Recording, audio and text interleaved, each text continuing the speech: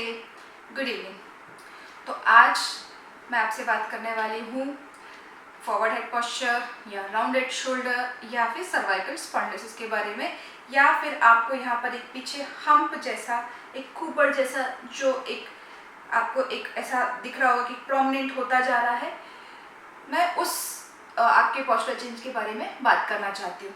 तो सबसे पहले तो आप ये समझ लीजिए कि सर्वाइकल स्पॉन्डिलोसिस होता क्या है। तो cervical spondylosis is nothing, just आपके जो सर्वाइकल स्पाइन का या गर्दन का जो एक नेचुरल शेप होता है, अगर वो शेप किसी भी कारण से बदलता है, मोस्टली अगर वो स्ट्रेट हो रहा है, तो आपका सर्वाइकल स्पॉन्डिलोसिस डायग्नोसिस बन जाएगा। और ये चेंजेस आपको यूजुअली एक्सरे में नजर आते हैं, लेकिन यदि आप आपके नेक का शेप खुद भी अगर देखना चाहें तो आपको समझ में आएगा कि आपका नेक किस पोस्चर में जा रहा है। वो आप कैसे देख सकते हैं, let me tell you.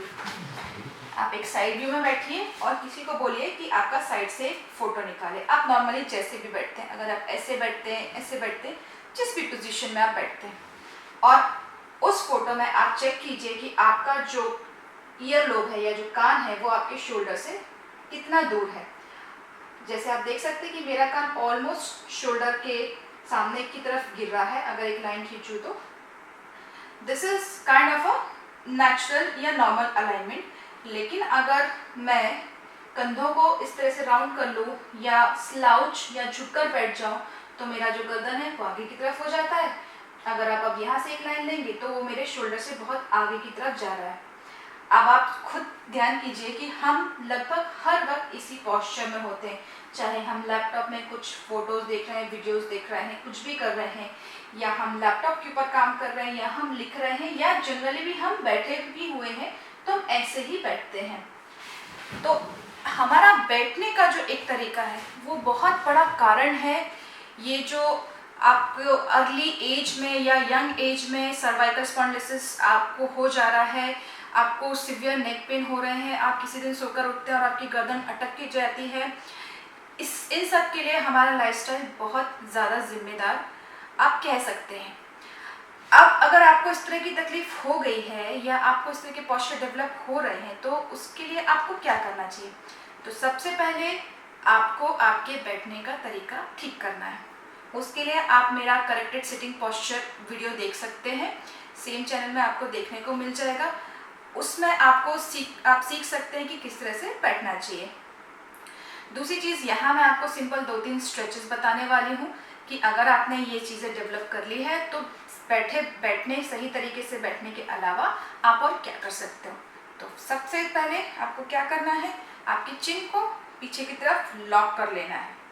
Okay, जितना ज़्यादा हो सके उसको पीछे की तरफ लॉक कर लीजिए और हाथों को कंधे के ऊपर रखिए, एल्बो को मिलाइए और जितना ज़्यादा बड़ा सर्कल आप बना सकते हैं उतना बड़ा सर्कल बनाइए। ओके, चिन को लॉक रखिए जब आप ये कर रहे हो। अगेन ध्यान दीजिए कि मैं एक ही डायरेक्शन में सर्कल बना रही हूँ, इसका उल्टा नहीं करना है। दूसरी चीज़ आपको क्या करना है कि आप हाथ को इस पोजीशन में रखिए, अगेन चिन को लॉक कर लीजिए और पीछे की तरफ जितना आप जा सकते हैं जाइए। आप हाथ को ऐसे भी रख के पीछे की तरफ जा सकते हैं।